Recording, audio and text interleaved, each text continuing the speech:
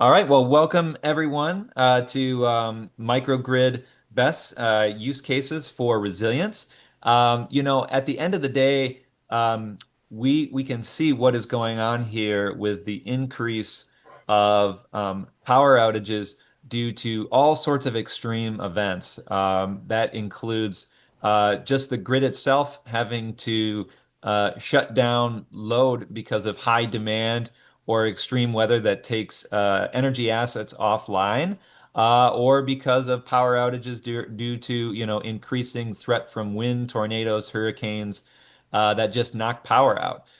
In addition to that, we know that when we use power, typically in the middle of the day and on weekdays and in the summer, we tend to pull from higher carbon burning, more less healthy assets that, tend to pollute income and environmental justice areas. So, anything we can do to shift our load off of the grid during peak use times and be more resilient when the grid goes down or when there are calls to action to, reduce power is going to be a huge win, coupled with, of course, as we talk about here, energy efficiency, passive house design, and green building strategies. And so that's why I'm excited to be having these conversations about using microgrids on both small and larger projects.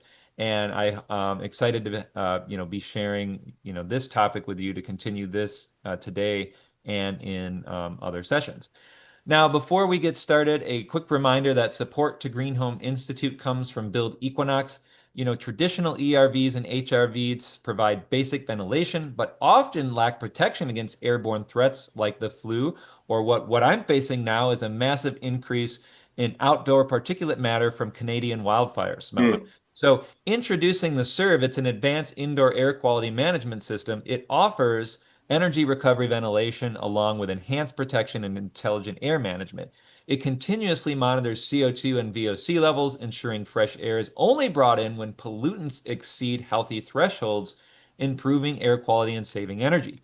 It features high efficiency heat pump that recovers air from the exhausted air, preconditioning it, dehumidifying it for comfort, and it operates in a recirculation mode that purifies the air as well as helps with less humidity.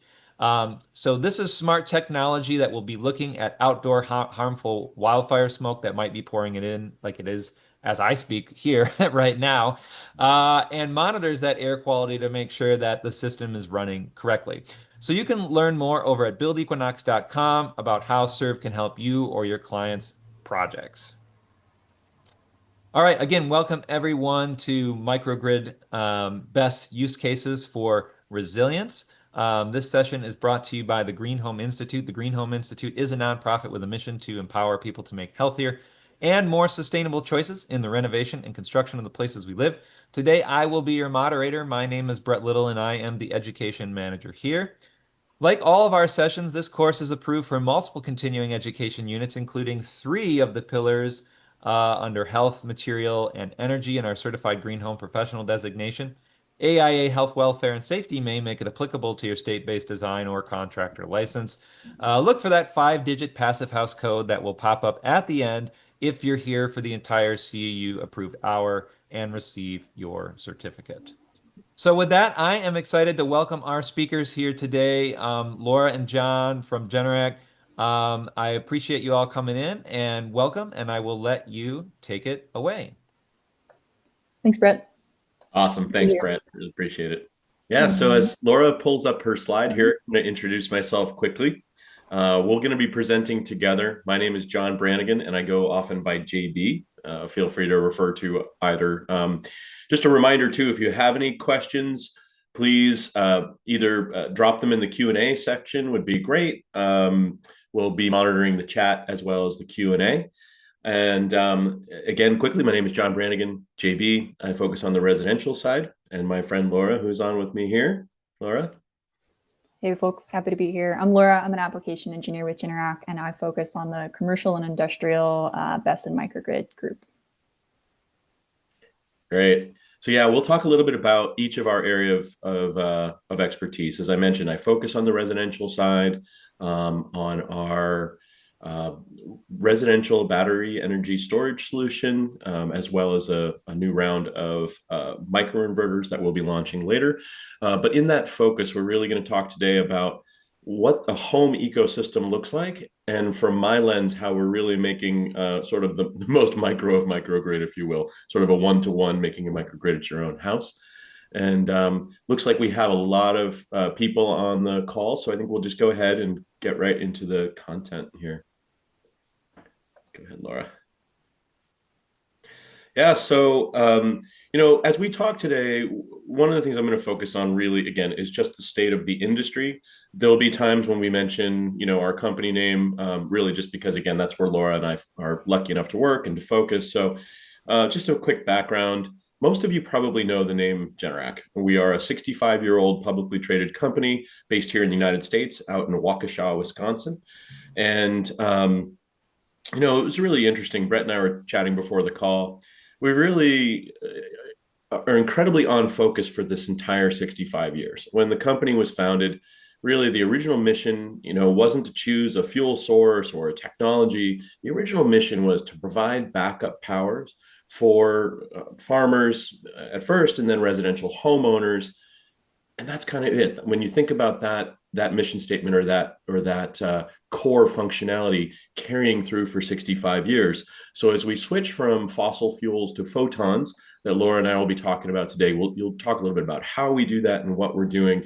Yeah, but again, broadly speaking, this is just a really exciting progression in not only home backup, but energy management and grid resilience as we all take part in a stressed and growing grid. Next slide, Laura.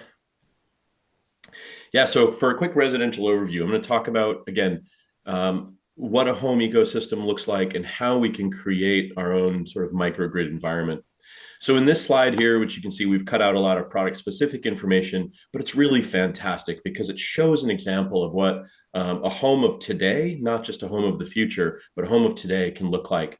And what's really cool, I get to speak from personal experience. I was going to try to throw in some slides here, but didn't have time over the past few days. But this could be my house, and what I mean by that is on the roof we see solar panels. I have 24 solar panels on my roof with microinverters that then tie into my energy system in my house. And in this example here, you can see we didn't really draw a main service panel, but you can see in that garage or mechanical room, what's shown is the three main components for our residential battery energy storage solution: the inverter, the battery cabinet itself, and a really amazing piece of technology called an SDS in our case, or a smart disconnect switch. What the SDS does, it's a microgrid interconnection device. It senses when the grid drops. It's going to bumplessly cut over to solar and battery backup. And what I'm sure most of you on the call know, if you have solar without some form of resiliency plan and the grid goes down, you're going to lose power just like your neighbor. When storage is present, that gives you the opportunity to really change the environment and really be closer to what most homeowners expect when they invest in a system like this. When the grid drops, we can keep solar on by, again, forming a microgrid within the house. And as long as there's a little bit of room in the battery, we can leave that solar open and allow the house to basically run from real time, using the solar as it comes in, as it goes out, and not have to rely on the battery. Once the battery hits a state of charge where it's full, we do have to toggle off that third-party solar on the roof to make sure that we keep our line women and men safe who are out there working on restoring power. But that's okay, because we can run the entire house off the battery. We'll talk a little bit more about that. Over on the left-hand side of the illustration here, you can see EV charging. I personally picked up a used EV a while ago. Highly recommend it. The most fun car I've ever driven. And what's neat is I'm making my sunshine every day, and pretty much charging all of my local driving. I pretty much charge at home all the time, and just think it's just such an amazingly fantastic and liberating thing. As a traveling salesperson who covers from Maine to Pennsylvania, I thought for sure I would not be a good candidate for EVs, but I'm actually a great candidate. I love it. And even the long road trips I do, have no issues charging or finding available ways to keep the car, keep that range anxiety low. Working across the slide here a little bit, we're going to talk, as we talk about microgrids, we'll talk about information and sort of the home energy hub. In our case, it's a thermostat. Generac does own the ecobee brand thermostat, which is fully integrated into our energy storage solution. And also what's great with that is it really gives the homeowner detailed information about the outage, about how long their battery is going to last, etc. Working our way over to the right, you'll see one of the things we're most known for is our generator product. So whether it's a portable or pull start generator or our integrated home standby generator, we've developed a really unique ecosystem that allows us to have basically a bottomless battery that's solar plus storage plus generator. And we also really believe in, again, good information leads to really great outcomes. So for example, we have a fuel tracker, a propane level monitoring app that could be easily integrated into a home fuel storage solution, display right on the ecobee. So I don't know about you all, but I know when my fuel delivery company comes and puts propane out in the tank, that's, I guess, when I need it. Otherwise, I have no idea. So adding a fuel technology tracker, just again, some great information for the homeowner. Yeah, Laura, let's click over to the next slide. So I mentioned the importance of information. You know, during a grid outage, or grid resiliency, having the homeowner or the system operator, as we get into bigger things, really understand what's happening with their system as close to real time as possible is such a huge advance, and it allows people to sort of modify their behavior. For example, at my house, when I have an outage, I'll get a notification on my app. We do have an Android and iPhone based app that will let me know I'm without power. But I use the example a lot of my 18-year-old son. He has no interest in, he thinks it's cool that we've had solar and we've had some form of it since he was a little kid. But he has no interest in having the app on his phone. As you can imagine, there are other apps, social media apps and whatnot, but my solar information is not one of them he cares about. So it's really cool in a situation like this. A thermostat doesn't leave the house. It's something that almost every house in North America has some form or another. And even though I've fully electrified my home, ditched the oil furnace, and gone to mini split heat pumps, I'm still able to use this thermostat as an integration tool. I'm working, I won't mention the brand name of my mini splits, but I am working with them to integrate a dongle and an interface that we can wire the thermostat in. Because as most of you know, once we switched to a secondary system, like retrofitting an older home like mine with a heat pump, we tend to lose that connectivity. And we often use a thermostat just to control the legacy heating system. But what's really incredible, when you're able to thermostatically control a load, it also becomes load management. Because when we think about during a grid outage, the question that homeowners always ask solar sales professionals and battery storage salespeople is, great, how long is my battery going to last? And of course, we really can't answer that question. Now, for the engineers on the call, you're going to chime in and say, well, we can, because we could take, the household loads and we can take the total capacity of the battery and, do some calcs to figure that out. However, what we don't know is 18 kilowatt hours, for example, in my house, if I'm in a real outage, I'm going to do things like light the wood stove if it's winter versus relying on my heat pumps, which are energy hogs. I'm going to turn off unnecessary lights, et cetera, et cetera. I won't charge the EV. You get the idea. But what I will do is, or what I will say is that other users may choose to just leave everything on and run that battery down a little faster. So in the case of what our slides are trying to demonstrate here, and I do this little party trick at my house where I will turn off almost all of my base loads, turn off my EV charger using my app, and turn off my mini splits using my app, and then I'll simulate a grid outage. I'll get the display message on my home energy hub, the thermostat hub, that will say, hey, you've lost power. grid outage has been detected, and I can click on the view power cell details. And it will pop up and it will say, for example, I've turned everything off. It will say, hey, you've got 16 plus hours of battery life left. And then I'll start turning things on. I'll turn that heat pump up to 85 degrees heating, that EV charger onto full charging, and it'll come back and say, okay, JB, now you only have 4 hours of battery life left. So very important for homeowners to get that information and really understand how their use impacts the duration of how long their battery is going to last during an outage. And then, of course, we get other fun things like we can monitor our third-party solar, whether it's from our brand or other brands on the roof. We can see the solar production and the T-stat, the consumption. In the state of Maine, where I live, we have a favorable net metering, so 1-for-1 net metering. So every extra amount of energy that I produce rolls back to my bill for a 1-year rolling credit that I have, 1 calendar year to use it up. So really cool that we can do all this monitoring and all this information in a single pane of glass, as it were. Laura, go ahead to the next slide. Yeah, I mentioned also information is key. One of the things we offer, and several other battery storage companies out there offer something similar, is an outage guard type scenario. Brett mentioned earlier in the call the wildfires. There's a lot of unpredictable weather events or things that happen here in the Northeast.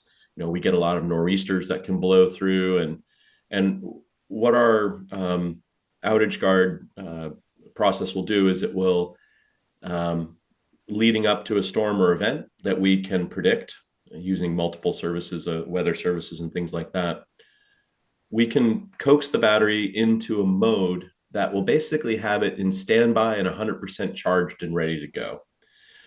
For example, at my house, normally I cycle my battery every day. I'm in a self-supply mode where during the day, I'll use as much solar behind the meter, export whatever is left, and certainly focus on recharging the batteries. And then as the sun sets, the solar goes away, I use my battery energy storage that's been, the battery energy that's been stored from the solar every day, and cycle it down overnight, and then start that, leaving about 20% reserve in the tank in case there's a real outage overnight, and then start that cycle again every day. And with the outage guard, what it will do again is put me into a mode where it will stop that self-cycling the day before a storm, and again, make sure I have as much capacity left for an outage if needed.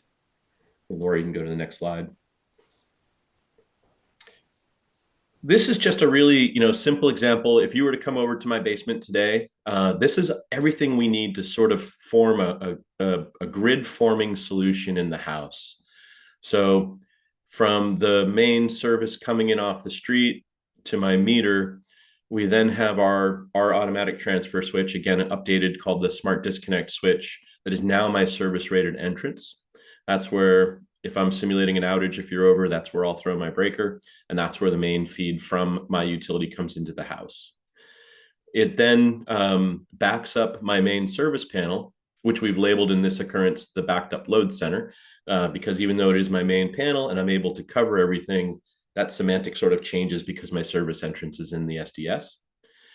The AC combiner panel, that's, again, very typical for a microgrid, a microinverter environment where you have solar on the roof. You're going to combine all those MIs into a combiner panel. When I first had my solar, that used to backfeed into my main service, but through the wonder of the smart disconnect switch, it's freed up that 60 amp backfeed breaker. We relocate everything into that disconnect switch.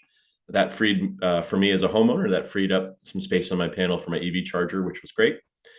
And then we have our inverter and the actual battery energy storage cabinet where the cassettes or modules are held. And go to the next slide, Laura. And in this instance here, I mentioned sort of the idea of a bottomless battery or generator integration. One of the things that we've done incredibly well, as we are grid formed and we're islanded, as we call it, during an outage, the priority is going to be let the solar take over, run on solar, keep that solar contactor open as long as possible, let the solar run until the battery gets full, and then let's start using the battery energy. As the battery depletes and hits a min state of charge, what it will do is then sort of send a signal to our generator, kind of tricking the generator to believe that the grid has finally gone down. The generator will take over all of the household loads. And one of those loads in our case is also the battery. So yes, we can recharge our battery from the generator as well as from solar and from the grid. So in a grid outage scenario, we enter into what we call source cycling, where the generator and the battery and solar can all take turns for the entire duration of the outage to keep the battery either topped off or certainly to keep the house running. One of the advantages of this is, it's probably pretty obvious, but here in the Northeast where I am, it might not be uncommon to have a coincidence of losing power during a nor'easter, as I mentioned earlier, and those are often in the winter months accompanied by a fair amount of snow. So if my solar panels are under, a foot of snow, they're obviously not going to contribute to recharging my batteries the way that I would originally hope. So by integrating a generator, I've eliminated that range anxiety, if you will, and turned my house from an electric only house to a hybrid house, but also minimizing the amount of time and the amount of fuel that generator will need. It really cuts it down significantly. So it's a fantastic, sort of a flawless system that we've been working on for quite a few years now and have gotten to where it is. One of the things that people always ask me, and certainly a really common things in our generator side of the business, is, okay, great, how do I size this? I mentioned in my earlier slide that I'm doing whole home backup, and I am doing it with 18 kilowatt hours. That's really not that much in the big picture of things. Again, fairly modest house, and I do have some load management. So, for example, we show a partial home backup. That might be a homeowner, maybe a smaller house, or on a bit of a budget, and they really just want the lights, internet, and fridge, and sort of the basic things. As we build a little bit more storage into the equation, we can add really just about anything. We've configured our batteries so that they have an amazing amount of startup power and the ability to start and run well pumps, water heaters, electric clothes dryer, even all those things simultaneously. If you do get into an overload environment where everything's trying to kick on, or the EV charger, everything's being asked to run at the same time, it is possible to have the system shut down for just a bit, but then it will try to restart instantly to see if any of those loads have shut off. One way to help stave that off, of course, is to spend more money, to add more battery storage. By adding capacity, you're obviously adding a little bit more power, but certainly duration of how long it's going to last. And then the ultimate goal, if you fully electrified your house and you're really worried about outages, is to then pair it with a generator. I mentioned this earlier, but to restate it, I've seen it as we electrify our homes, which I think it's great we're doing. The need for reliable electricity becomes so much more important. And not only that need, but also how long can that last? Again, the ability to start and run things is fantastic, but if it's going to be a multi-day duration outage, you'll want to have that bandwidth and that storage capacity to either run for a significant amount of time on battery, or again, consider adding a generator as a possible solution. So we're trying to decarbonize, trying to make things as much switching over to the photons from the fossils as possible. But during these bridge period, as we develop new technologies, battery energy technology and chemistry changes, we love the idea of, building that hybrid house. And you got it, Charles, I saw in the chat there. It's range anxiety. I made it through this entire winter with nothing but 18 kilowatt hours of storage. And there were a few nights on those really cold nights where my heat pumps were asking a lot. But luckily I was able to, what the industry calls black start. I prefer the term solar start. I was able to sun start my system the next day without any issue. Battery runs down to a preservation state, which means I do lose power at the house. And it holds on to a little energy capacity for its operating system. And then the next day when the sun came out, I just asked my app to, and again, I'm in the biz, we think homeowners will be able to figure this out. The sun was up, I asked my app to go ahead and seek for solar. What it does, and this is perfectly germane for this webinar, what it does is to basically open everything up, to come back online and re-grid form, tell the solar, it's okay, the grid isn't present, but we're grid formed. We have a microgrid here at the house, open up the solar relay, and let's bring the sunshine back on. And I was able, during our employee field trials of our new process, I was able to go 116 hours in 1 week out of a potential 168 on 18 kilowatt hours of storage and only 9.3 kW on the roof. So as a mentor used to say, if it exists, it must be possible. These systems are available today. We can build a home microgrid and really get some energy independence. So the grid-tied, grid-resilient solution, we believe, is probably kind of the best in class right now. And perfect time, Brett just came back on, and that's the end of my bit here. And Brett, did you have something you wanted to bring out as a question? Yeah, and we're going to get to the larger set of questions that I think will be good for both of you, but I think this one is specific here. It's a technical question, and it is, for these for the batteries in these microgrid BESS systems in the overnight mode, is the battery capacity floor variable able to be set by the user? Yeah, great question. So there is variability. We have some absolutes, so like a min state of charge absolute. So I had mentioned earlier the battery, and I'm going to try to speak in high levels without being too Generac specific, but of course that's what I know. We used to have a small, like a motorcycle battery, basically within our battery management unit, within our BMU, that would help in the black start process. Through our re-engineering and expanding some temperature ranges and some efficacy of the battery, we've eliminated that. But we do hang on to about 7% state of charge absolute for our, again, I like to refer to it in layman's terms as our own OS to keep the system alive and going. But yeah, the homeowner does have ability to change set points across the platform. I mentioned earlier self-supply mode. I could easily toggle to say I want to use 80% of my capacity every day, or I could say resilience, an outage preparation is why I spent my money on it. I'm going to go ahead and hang on to 100% of my battery. I'll never recycle it because I always just want it to be ready for an outage. And that's true as well for export settings. One of the things I didn't mention, in the Northeast, Massachusetts, Connecticut, for example, have the best programs, connected solutions, where with virtual power plants, we can help stave off peaker plants and the real challenges of the grid stress right now. So homeowners can choose to participate in that and also set how much they dispatch. Right. Yep. So absolutely, you can balance resiliency with usage. Right. Yeah. Hope that answered that question. Feel free to ping again if it didn't, either in a direct message or in the chat. Yeah. All right. Well, I guess, let's shift over to Laura to talk about scaling this idea up to the bigger project. So thank you. Definitely. Yeah. And thanks, JB. That was awesome. I love hearing JB talk about the products just because he really lives it, right? And I love the emphasis on the whole cohesive ecosystem too, right?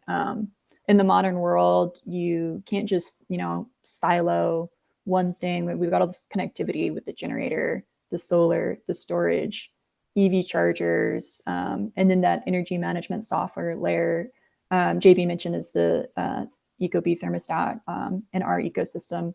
I think it really scales very well into the commercial scale. You've got all these key piece components. You've got the interactivity between all of them. We're just talking about a little bit of a larger scale.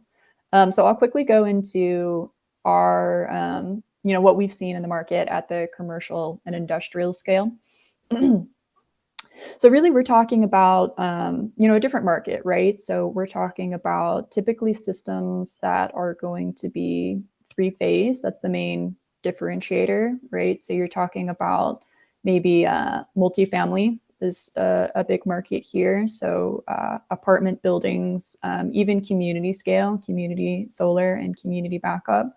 You're talking about maybe any kind of commercial building. We see a lot of office buildings, car dealership, really any of those classic commercial facilities, all the way up into industrial. So if you see our kind of the product line that Generac covers, then you'll see a lot of kind of similar size offerings there out in the market.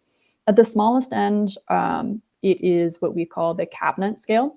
So this is going to be standalone, and it's going to have the entire balance of system of the battery within it, and about a 6 foot by 4 foot space, right? So that's the footprint of that battery. So it's a little bit different. It's, of course, it's that industrial look. It's going to go outside. So folks will mount it. If you've seen, where the generators go out behind a commercial building, same kind of install with this battery, standalone, and ties back into either it can be retrofitted onto buildings, onto existing electrical distribution, or installed new. One thing I really like about our approach is it's very modular, so it does work really well for these retrofit systems. So those are the smallest, 125 kW, which is good for most commercial systems, and then can go pretty large too, right? So that next level is going to step up into 10-foot shipping containers, 20-foot shipping containers, and then that last line item is going to be able to stack 20-foot shipping containers. So we can go really, really large, or we're talking about, 5 megawatt hour type scale, which is going to be more of your really heavy processing, industrial, and manufacturing, right? We do still focus on behind the meter. So just like in residential, where it's on the customer side of the meter, where it's going to be owned by the customer. We typically, although we can get pretty large, we typically do stay out of what's called front of meter or utility scale when you're thinking about like fields of batteries that are owned by utility. And so, like I mentioned, there's a lot of parallels between residential and commercial installs of kind of why you would install a battery system. And I like to say that all of these are stackable too as well, right? And so that's typically what I see when we're looking at sites that might need a battery system. Usually they've got some combination herein. So if you go down this list and you take a look at the first one, if you have a solar only system, it brings a lot of advantages. You get that utility bill savings through energy charge reduction. You get your sustainability play. As JB mentioned, if the power goes out, you're out of luck. Your solar goes offline, you don't have that backup power. If you just add a battery to that solar, now you've got one more advantage, which is demand charge reduction. So on that commercial utility bill, you might see the dollar per kWh or the energy charge, but you'll also see a power charge, $1 per kW, which can be really, really expensive. That can represent sometimes up to 50, 60% of a customer's utility bill. So now that you have the battery and some energy management smarts to coordinate the two, you can get more aggressive on utility bill savings. You can also do that market participation as well. So participating with that battery to discharge when the whole grid has a peak rather than just your local demand charge. When you bring your battery system in, you also have that backup power. So now you can use your solar and your battery for backup power, but typically short duration, right? So same deal, we can do load management, intelligently manage the system and extend that battery life, but you do have a finite amount of energy when you've got solar and storage. That works for some facilities. Other facilities might be prioritizing long-term backup. That's when you can add a generator into the system for that long duration backup power. So I like to show this slide a lot. I think especially in commercial, a question I get is, how do I know if I'm looking at a site that really needs a battery or could use a battery? I think, again, it really helps to be able to layer those benefits. So maybe they already have solar on the roof. They got a couple level 2 EV chargers in the parking lot. They're looking for utility rate savings. They have sustainability goals. There's local incentives, local market participation opportunities, and they want some level of backup. So that's 5 really strong reasons right there that are really common as well for commercial facilities that can justify a battery system. And so if we look at quantifying this, here is a bit of a chart that we've provided of just quickly taking a look at the utility bill or utility rate that your customer is on can help out with knowing if the battery is going to pay for itself pretty quickly, standalone, or maybe not so much. I'm here in the Southeast. Power is pretty reliable. Power is pretty cheap. Battery, without grants or incentives are a little hard to justify. But in areas like in New England, where there's a lot of utility demand response programs, or in California, where the demand charge dollar per kW tends to be really high, tends to typically be above $25 per kW, that's when you can start to really justify with your customer, just on an ROI, return on an investment basis, why you would potentially add a battery into your system. I'd like to highlight the connectivity part as well, because this is really a key part of the system. We call it a microgrid controller or an energy management system at the commercial scale. And so you can see this sits at the middle with those little red dotted lines, are communication to all of your different devices within the system. So really similar to the ecobee thermostat, it's just more of an industrial installation. So the microgrid controller is what is going to communicate, talk directly to your solar, directly to your battery, to your generators, to your EV charger, monitoring the connection with the utility and co-optimizing all of these together. So it's not just the data, right? That's a really important piece, is having all of that data so you know what's going on with the system. But that decision-making, autonomous decision-making is really what this component brings. So it allows you to kind of select those features, whether it's demand management or demand response, market participation, or backup power. It allows you to kind of down select those options with whatever portfolio that you have at site. And so I think this is my last slide. I just want to kind of give a practical example, is the Calistoga Boys and Girls Club. So Calistoga is north of San Francisco. It's actually in Napa Valley, which has historically been very fire affected and affected by the public safety power shutoffs that they've done over in California. It's essentially rolling blackouts because they don't have enough energy to meet the loads, or because there's fire risk in the area.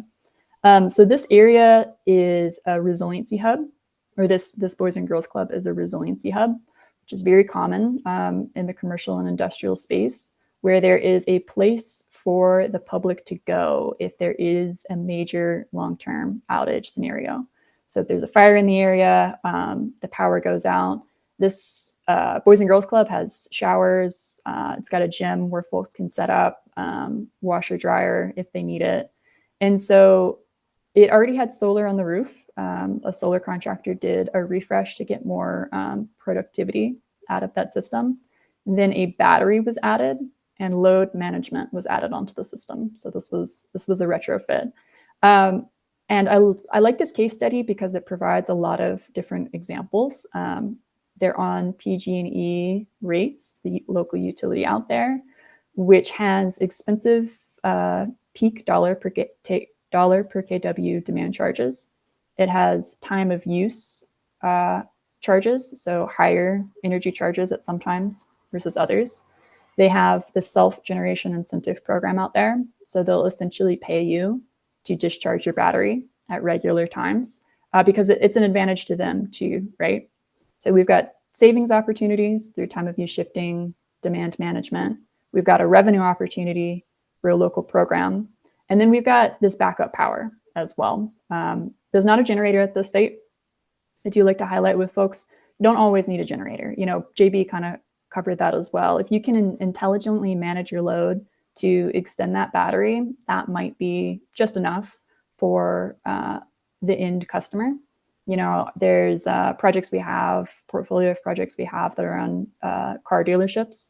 And for them, what they're really looking for is to improve their customer experience. So if the power goes out, what they're looking for is just 1 to 2 hours of backup to safely and correctly shut their systems down. Before, they didn't have any backup power. Essentially, the cars would get stuck up on the lifts, and customers are pretty much, you know, out of luck. You're stuck there until you can get the power back on, get you your car back. So even just 1 to 2 hours was a huge difference for that facility in their day-to-day operations. And if they want extended backup, you can also add in that generator. And same deal, you can then meet loads with solar and storage, solar storage and generator, just the generator, just the utility. It really maximizes that level of flexibility that you have, and gives the customer the maximum amount of functional flexibility possible within that system. So I want to leave a lot of time for questions here. So I'll just kind of run through this quick conclusion, and we can make sure to leave some time for discussion. I think what JB and I are really trying to get across here is kind of why batteries. There's a lot of use cases that are out there that we've covered. For homeowners at the residential scale, at the commercial and industrial scale, multifamily, and community as well. I like to highlight that one as well. It can provide utility bill savings. It can provide revenue and backup power, all of these just on its own. And then it can be paired with different resources as well. So this is a whole ecosystem that we're talking about, right? It's that management, which allows us to pair things like solar, at the commercial scale, sometimes even wind. Don't want to forget about some of the other renewable energy options that are out there. And then generators as too, right? For those long-term outages, we can co-optimize all of these together to bring the most value for that end customer. So I'm going to stop it there. I will hand it back, I think, to Brett, who's been monitoring the chat here. Yeah, thank you. And I wanted to state this and also clarify it for the folks in the chat too. And I know sometimes this statement can be offensive to people, but we have to be transparent, and that is that it is true that solar power, both in commercial and industrial and residential systems, it is let's just be honest, it is a useless application when the grid is down. It cannot do anything. It cannot work to help anybody.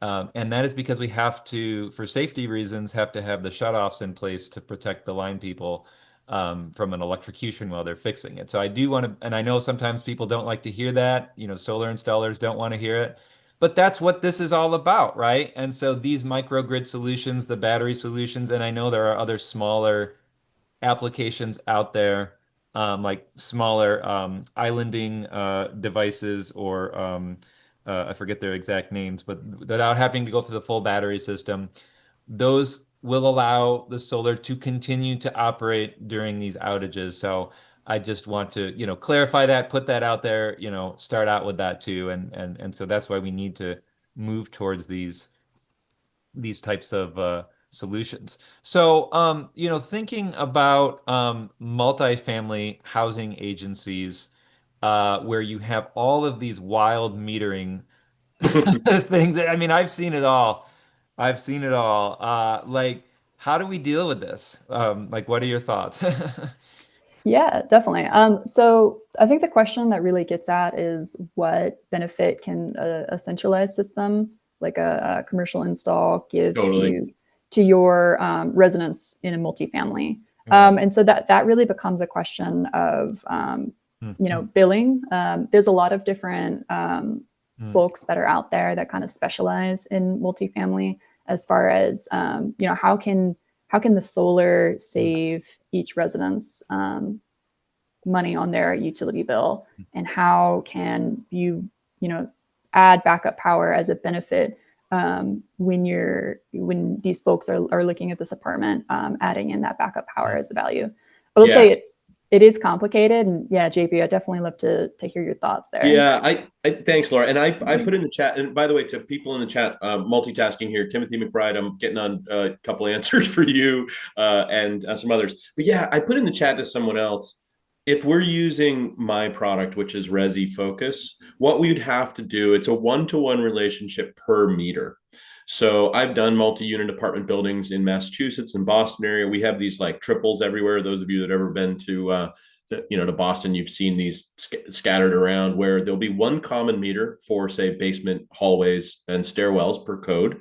And then there'll be a shared meter. Maybe it's divided out or the landlord eats it. And then there'll be individual meters for the various apartments. While that is an okay solution, we're building multiple systems. Whereas Laura and team could come with potentially one solution that will cover the whole house. And that's where we really start to scale and get into some of our differences. Now, with that, then you get into financial engineering. Like, okay, great. Does the landlord willing to absorb all that cost, knowing that tenants may come and go? Or is JB's solution preferable, where we might say, hey, this is more of a condo rather than apartment, apartment two or unit two, you've got to own your own system, but you get the federal tax credit. We didn't even talk about the federal tax credit, which applies for solar and storage. And not to make this political, but if you believe in solar and renewable energy, please consider reaching out to your representatives and encourage them to um, keep the investment tax credit alive. I think it's it's a non-political issue. It's a great way to advance the modern grid by building out systems. But anyway, in an apartment unit like that, separate systems, separately owned, and then tied per meter. Or you can go with like a whole complex solution that gets into the scale that Laura works with. Great. And then the other thing I wanted to get back to something you mentioned, JB, and get Yeah. to you on this, Laura, that was really intriguing to me.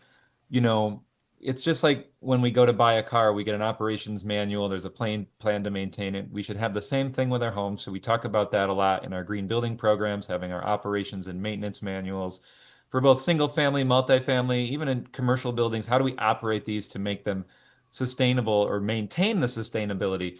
And what really stood out to me, something you said at the beginning that I picked up on, was this sort of, we also talk about, in these programs, emergency planning as well. A lot of the Yeah. green building programs require you to put forth emergency plans in your documentation. So thinking of those two things, you talked about this sort of self-simulated emergency protocol you did, and I'm just wondering if that is something that is typically getting built out into a nice manual that's given to people that are doing these projects, both on the small and large scale. Can you just speak to that some more? Yeah, absolutely. So, as Laura mentioned, I really live the product, and very fortunate to have been selected as one of the employee field trials for our next generation product. So one of the things I was referencing is that simulation or testing of outages, and internally we call it islanding hours. We wanted to make sure that the product is really vetted before we released it to the wild. And so we had a friendly competition. And although I'm not really competitive in nature, that I won. Well, I came in second 2 weeks in a row, so then I had to win the competition. And it wasn't, and to be clear too, it wasn't just like how many hours could we go, because I could cheat the system, if you will, and I would occasionally. I'd start islanding or simulating the outage at night when I'm not really doing anything, and ride into the next morning. And then I was doing it all during the sunny hours, guys. I was turning my mini splits up to 85 degrees, charging my EV, and doing all this stuff during sunny hours because I'm using it before it even hits the battery, the behind the meter sort of mindset. And even thinking about that during battery operation. The other thing I was doing selfishly was I was trying to keep my battery from getting full. I mentioned it earlier in the call. When the battery hits a state of charge of 90%, it has to shut off the solar. There's no more room for that solar to maintain a safety margin to say that I'm never going to backfeed. Of course, we're all UL 1741 compliant and all the trip thresholds around. But from a practical standpoint, I was on a Teams call. We use Teams internally at the office, and I was wearing a Hawaiian shirt and shorts during a winter day. And my colleagues asked, "What are you doing?" And I said, "Well, it's sunny out today, and there's no snow on my solar panels. So I preheated my house to 85 degrees. I had my mini splits cranking. The EV was getting charged. I'm doing laundry. I'm doing all this stuff during the daylight hours, imagining that it was a real outage. And then I started throttling my house back around 2 o'clock in the afternoon, made sure that my battery got full. And like I said, I went 116 hours out of a potential 168 just on 18 kilowatt hours of capacity.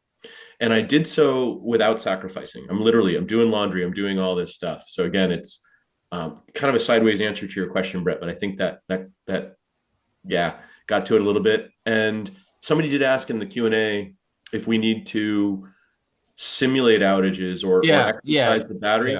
yeah. So generators typically have an exercise or a duty cycle to make sure they're always working. Now, one of the things I will say to pick on our fossil fuel counterparts is, and especially anybody on this call who's had a small engine, We know with ethanol gas, not that we use that in our generators, but we know that fuel and internal combustion engine products, you do need to start and run them. One of the worst things for them is to let them sit out in the side yard and never run. With a battery energy storage system, it's really different. It's always on the ready. So while I'm Yeah. exercising my battery during that self-supply mode that I talked Yeah. about, so I am getting usage out of my battery, it doesn't impact the warranty. Yeah. Actually, to be honest, batteries really like to be cycled. Yeah.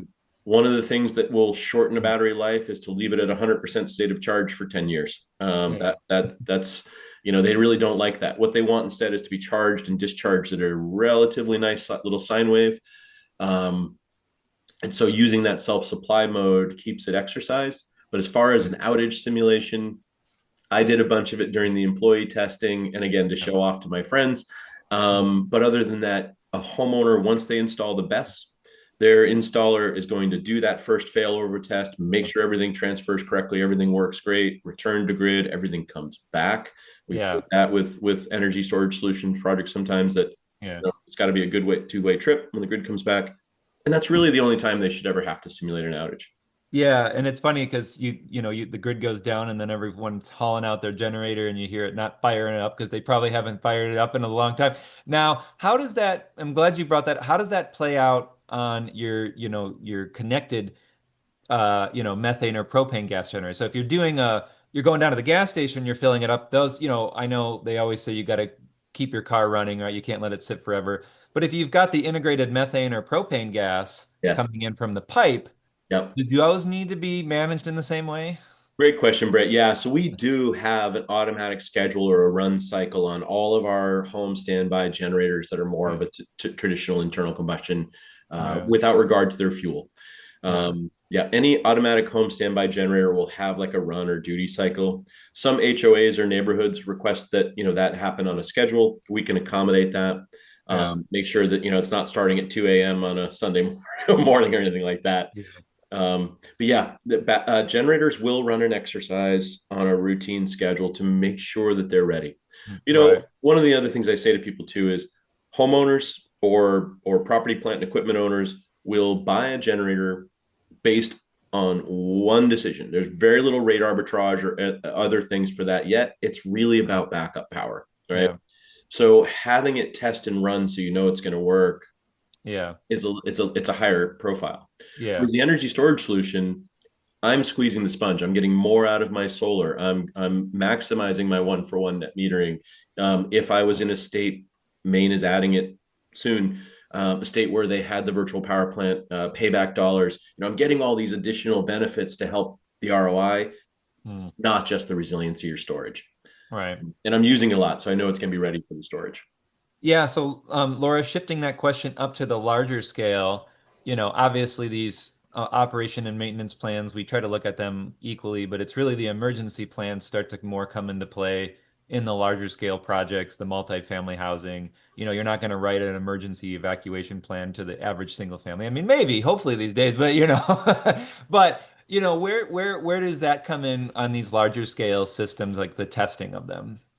Yeah, definitely. It's a good question. And there's kind of there's testing and operations and maintenance at the asset level, which Yeah. works really similarly for commercial, where generators, any automatic generator is going to do a duty cycle on its Yeah. own, self-test, make sure the engine comes on, throw alarms if it doesn't. And then same deal, the battery is going to be typically operating under normal conditions. And so it's going to get its typical duty cycle. I think the main difference when you're talking about commercial and industrial installations is the end user can vary so much. If you're talking about, multifamily with 50 apartments, it might be different if there's a utility outage. There might be more or less encouragement to do that load management. If you're talking about, 3 condos with one centralized battery, there might be, more of an individual offtake.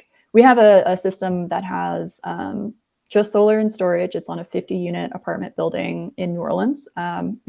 So of course they experience a lot of hurricane-related outages there. There's actually one tenant that is responsible for doing some of the load management, which historically was manual.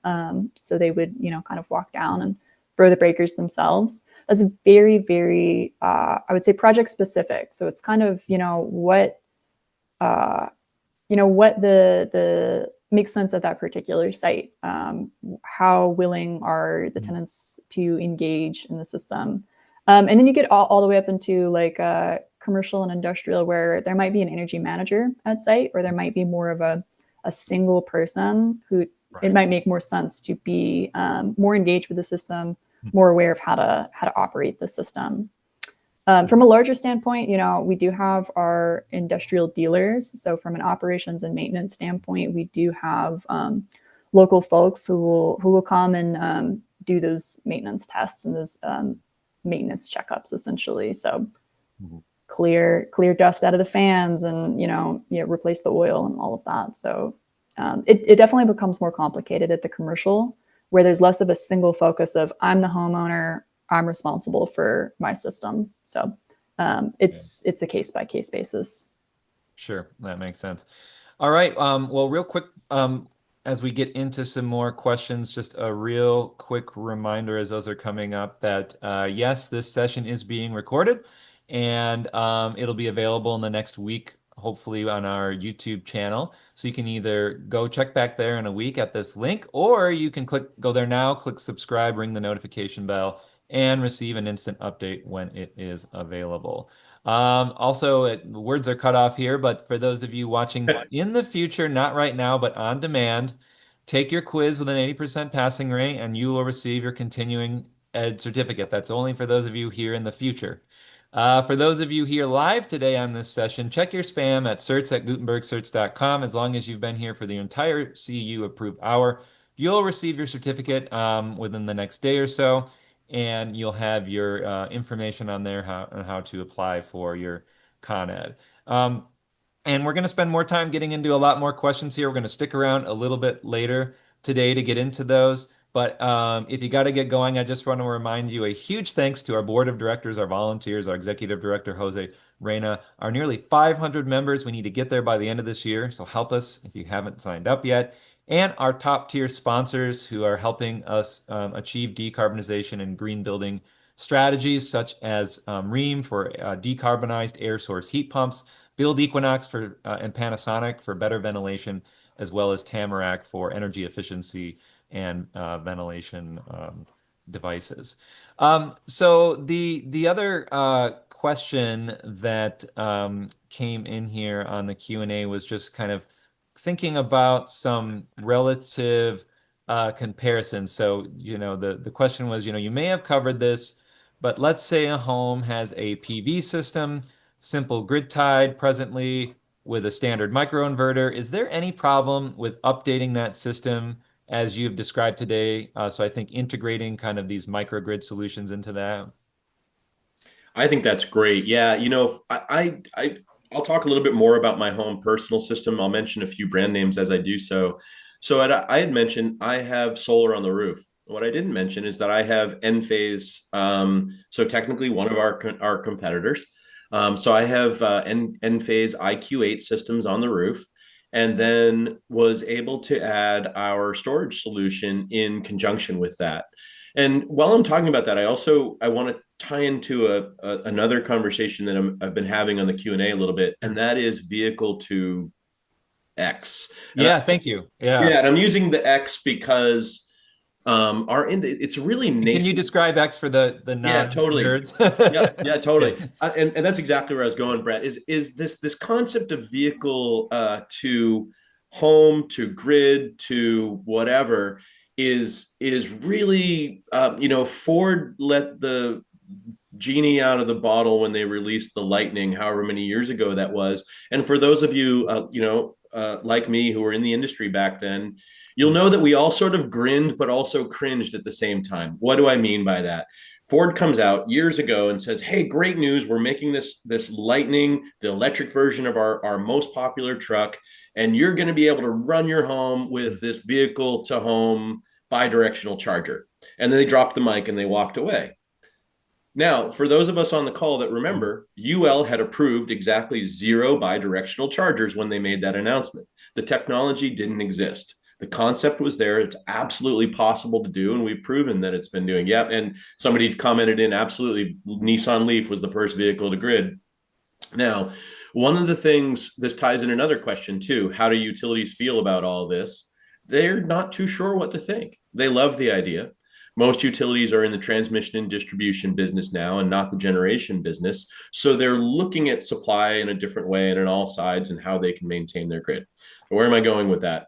Vehicle to X. And again, I'm not going to say vehicle to home or vehicle to grid because it's vehicle to something is absolutely available in here and it's great. But what we're seeing as a whole is thinking about the vehicle as capacity. I had mentioned I have 18 kilowatt hours in my basement. I have 78 kilowatt hours in my driveway. So I don't necessarily want to try to back up my car only, like my car from only my battery. It's midnight during a snowstorm.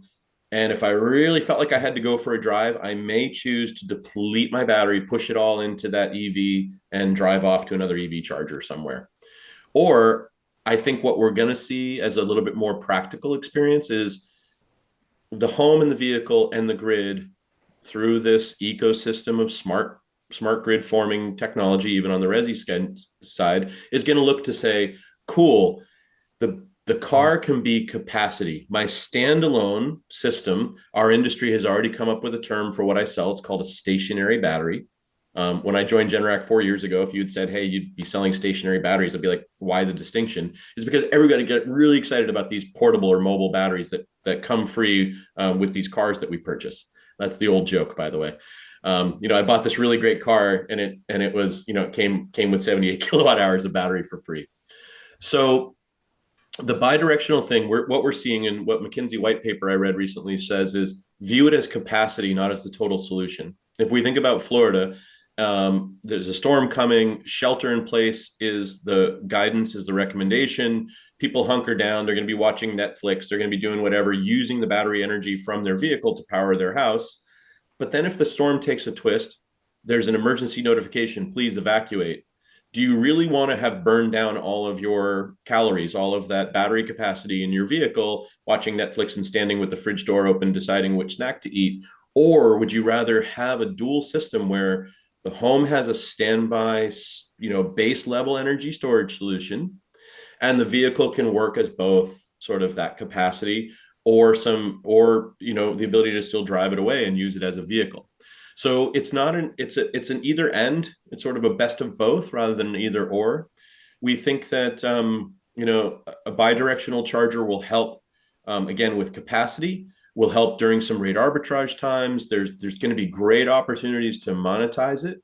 We also know from a grid safety and a grid safety shutdown standpoint, some utilities are being cautious about what a vehicle to home solution looks like. And since that announcement from Ford, only a few bidirectional chargers fully approved. And some vehicles have a 240 output, like the Lightning. My friend's, what does she have? She's got like a camping mode. And so there's a lot that can be done.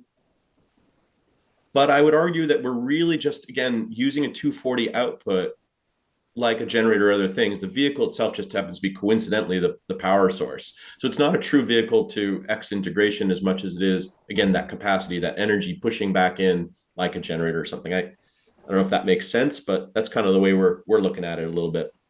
Yeah, and I like how you brought up that evacuation. Like, is the threat that you're currently facing a type of threat that may lead to an evacuation, right? And that may think you through in your hopefully in your emergency plans, right? In your climate emergency plans, you hopefully have With your that, go bag. do you pull from your car or not? Can this thing turn into an evacuation order? And so yeah, that's very interesting. I think about that. And I want to kind of throw that, question to you a little bit, Laura. Like I know on the multifamily side, I've been hearing more and more people making the argument that really the only way to make it affordable in multifamily for backup is really to use our cars as the batteries. I mean, I've been seeing that argument going around out there. Of course, now that brings in this evacuation part you just brought up, John. Do we need Or to? I'll add in coincident factor. Is the vehicle in the driveway when you need it? I Right, think right. I think about here in the Northeast, if I have a storm and I'm away on a ski trip, Yeah. a few hours away in Killington, Vermont, do I want my pipes to freeze at home because I'm driving my EV up to the ski hill? I think we're going to have there's so many real root base cases for stationary systems or compatible systems. Sorry, Laura. Yeah. But yeah, I just wanted to kind of give you that question too on the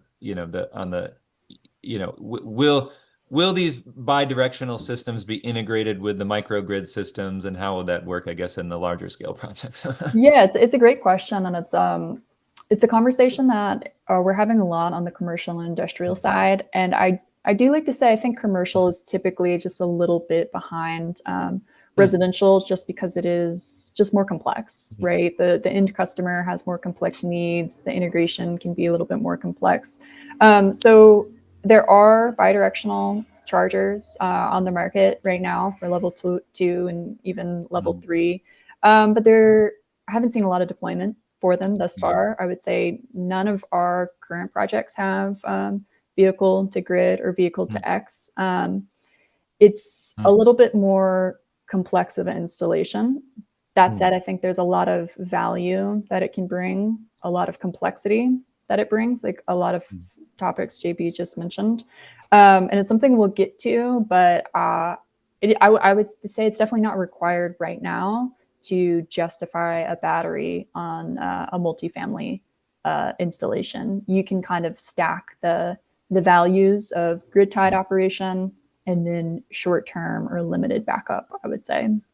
And then, so another question came in. Maybe I'll start with you on that, Laura, and that is, these kinds of backup systems without solar being added.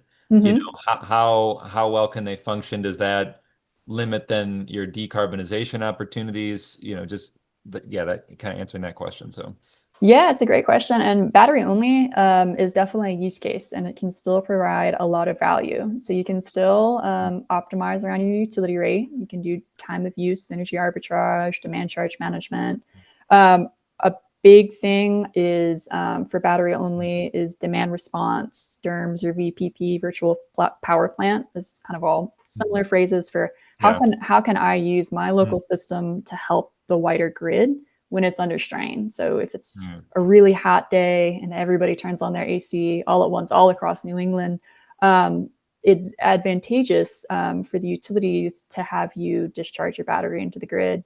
And out of the goodness of our own heart, we want to help them out, but they'll also pay you for it, typically quite lucratively. So that's a very regional approach. New England has a lot of those programs. California and West Coast has a lot of those programs as well. And then you also get backup power. Of course, that is kind of more hard limited of state of charge of the battery when that outage occurs versus what your load is going to be. So you don't have any generation sources. You're very limited. But again, if you're looking for kind of short duration, you're willing to do aggressive load management to keep that battery going, that might be a perfect fit for your use case. Yeah, I responded quickly. I did a project in Massachusetts in a historic district commission where they don't allow solar and they don't allow generators. So we did some standalone battery projects there, and Laura nailed it. I always tell people, you've got one tank of gas, right? Or use your analogy. You've got one trip on the battery. If the grid goes down for 2 days and you burn it up in the first day, and you can only recharge from grid, because in the scenario I just described, right? No generators, no solar per the HOA ordinance and whatnot.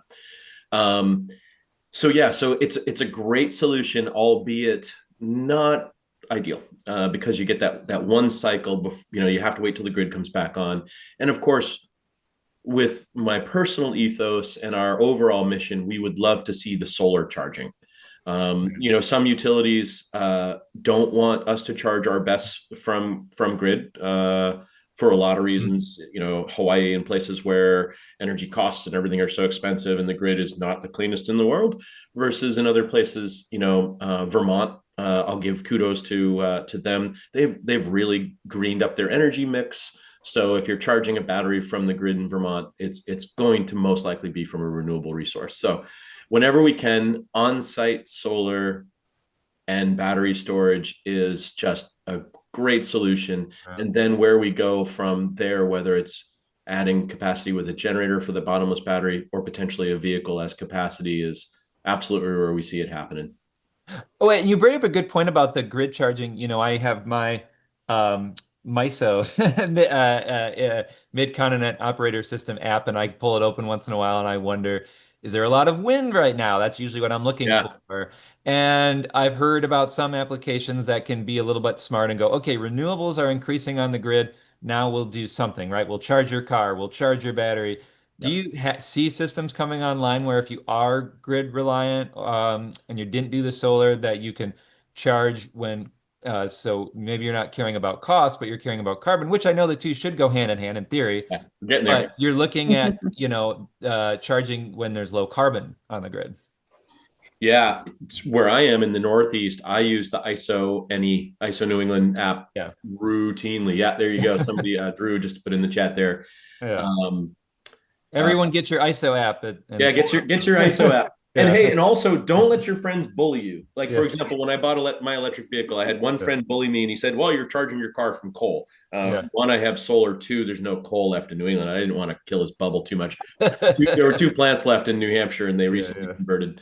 But yeah, so um, lots of opportunities for using energy in a more logical way. Yeah. A few questions have tiptoed around, or not tiptoed, but have asked about this in sort of a sidebar way. The utilities care. The virtual power plant piece, as the utilities start to embrace it more and more, we've seen connected solutions in Massachusetts now. It's coming on its 6th year. So it's well beyond any pilot or what if phase. Second time I've used this quote from a mentor: if it exists, it must be possible. It's real, folks. It's there. The utilities have really started to embrace it because it is fairly predictable. Because again, we're not just talking about like opening a switch and letting the sunshine pour into the grid. We're talking about dispatchable, reliable resource. The battery is called upon during the cell mode to either go into an active dispatch or a passive dispatch and push that energy back into the grid in the way that the grid operators value it, use it, and need it to stave off that peaker plant from running. Yeah. And you mentioned tiptoe, and so this is one of those questions, and maybe we'll kind of wrap up with this one that, how much is this going to cost me? And I know that is a loaded question, and it's going to be different in many places, and the size of the system and the application and the incentives. So as you pointed out, there are currently rebates in the single family world. Those are the ones I understand. Once you get up into the industrial world, I'm going to check out from there and say, I don't get it, but I know it's there. But I know, 30% back if you have a tax liability, consult your tax advisor on what that means. That's under threat right now, of course. So, we're advising everyone to reach out to their senators as of this recording. But, with or without that, what kind of, costs are we looking at to bring, housing or commercial or industrial buildings, to a microgrid system? And, answer that however you like, but, can just maybe try to explain it as best you can. So, Laura? Yeah, yeah, am I going first on that one? Yeah, Sure. you're first. So it's again, like a lot of these things, it's a really complex answer. And I think you can think about it of there's the capital cost, there's the upfront investment, and then there's the ongoing operation Sure. maintenance cost or operation savings that you can get to actually get the return on investment for the system. For the battery system, I like to give people roughly $500 a kilowatt hour to work with on kind of the whole system. So that's the inverters, the batteries. You need a transformer as well. Just to really quickly rough out maybe what your upfront cost on the battery would be. Solar upfront cost, when folks are familiar with that, you can look up $1 per kilowatt from there. And then you need to look at your incentives. So ITC exists 30% in the commercial and industrial world as well. A lot of grant incentives exist in the industrial world, and there's a lot of upfront programs, upfront incentives you can get through self-generation incentive program in California, like I mentioned. Connected Solutions also is a program, commercial and industrial. And those will either pay you upfront incentive or they'll pay you ongoing for performance-based incentives. And so then you take a look at then what savings you get through solar offsets, through utility rate, and then what revenue you get through typically performance-based incentives. So that's a pretty bulky equation that you end up with that you can typically use modeling tools. So energy pool base, folks are familiar, Zindi, we even use those on our side to nail down what's this actually going to look like at a 20-year time frame. So typically you can back a napkin, but at some point really that modeling needs to be done. Yeah. And JB, I want to kind of, put it in the context because again, we're talking about the whole microgrid solution here. Yeah. And is it that perhaps you're saving money by doing the whole solution rather than realizing at some point, if you tried to do it in piecemeal, I'm going to do the generator today, the battery tomorrow, the solar, like, is it better to do it all together? I feel like it is, although certainly retrofitting a great existing system, we've had some friends with solar now for a pretty long time. I think it's so cool to think about this industry when we're seeing 25-year rooftop warranties, right? Yeah. And people are really starting to come in deep on that, or an inverter that's got a 10-year warranty that people are now on year 8, 9, or 14, right? And these things keep working. So one of the things I try to encourage solar sales professionals and building system designers or people that are planning out solutions for their homeowners is try to bifurcate the conversation. Solar is the generation. That's what's going to help offset your use. It's going to get you your net credits if you have it, etc. Where you go from there, reminding the homeowner, asking them simply, what's your plan for when you lose power? Then you don't have to be a salesperson. You can be an educator. And then you can talk about what solutions come next. Again, focusing just on my side, on the resi side. People often ask me who my biggest competitor is, Brett, and they're expecting me to say Tesla or Franklin Whole Home, Enphase or whoever, some of these other companies are making battery storage. I jokingly say it is Generac. You could potentially install an 18 kilowatt generator for cheaper than installing our 18 kWh of solar. But going back to that solar sales professional in that conversation, if a homeowner is motivated enough to put on solar, they probably have either environmental goals or some resiliency goals that we then follow up with that next question. What's your plan for when you lose power? And then you're simply educating to lay out choices in front of them. Homeowners don't ask the ROI, or typically business owners. Second time I've referenced this in this call. They typically don't ask the ROI on generators. They make it they make that decision for the resiliency. So if we can couple a little bit of that mindset, what's the cost of throwing away a fridge full of food? What's a night in a hotel or a month if your pipes burst during a winter storm where you've lost heat?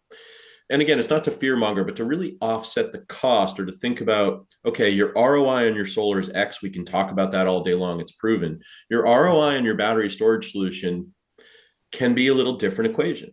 And again, states like Mass, coming to Maine and New Hampshire, some battery incentives through Eversource and Central Maine Power. Those are funding opportunities. They won't ever bring your ROI down to this really tiny amount. States that have time of use. California is a great example where net metering's gone to NEM 3, basically gone away. TOU rates across the board. You pay for your electricity at the time you use it. So there, batteries can actually go beyond just a funding opportunity and come straight into an ROI calc where you could say, every day I'm exercising my battery when electricity rates are basically triple what they are at 2 a.m. or whatever. So answering the question with kind of a bit of a long thing, always consult your tax professional on what opportunities there are for tax incentives. Look for federal, state, or sometimes towns have, my town has this great incentive. If you put solar, there's a tax, exemption. So really finding out all of the solutions, becoming your expert in your community, and then really just couching your decision on personal morals, goals, and beliefs, or on the direction you want to take to future-proof your house. Yeah. Well, great. I'm just going to wrap up with the last question here, and I guess where can people go to contact you all or learn more about these microgrid systems? Yeah, I'll jump in first. We got our contacts both up here on the screen, so feel free to email myself for commercial and industrial questions, thoughts, comments, and JB on the residential side. I know on our website we have a lot of the information of different models, case studies, etc. So if you go to Generac, the BESS and microgrid page, you can find a lot more information there as well. Yeah. All right. Well, Laura, JB, I really appreciate you all doing this, and Generac for having you out. I know you jumped in last minute to fill an opening for us, so I really appreciate that. Yeah, no, Definitely.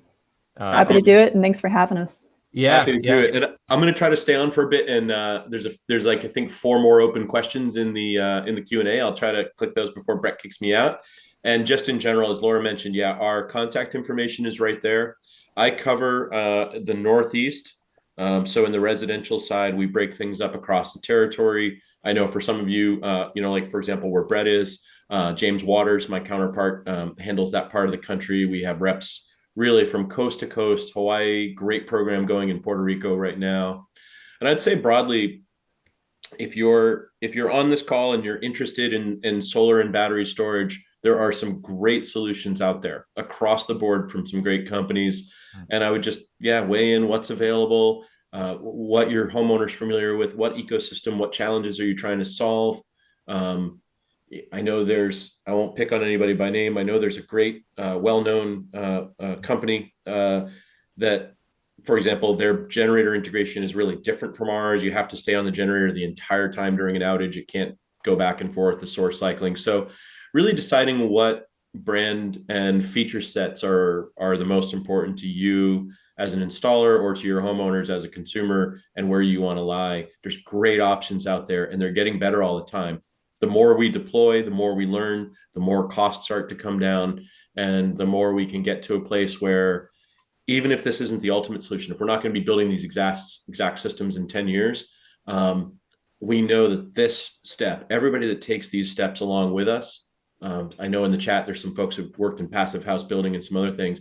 Every time we sort of fine tune and refine our current solutions today and deploy them as we have them, the future just keeps on getting better and brighter. Because if we always wait for the perfect solution, none of us will deploy and we'll never get there.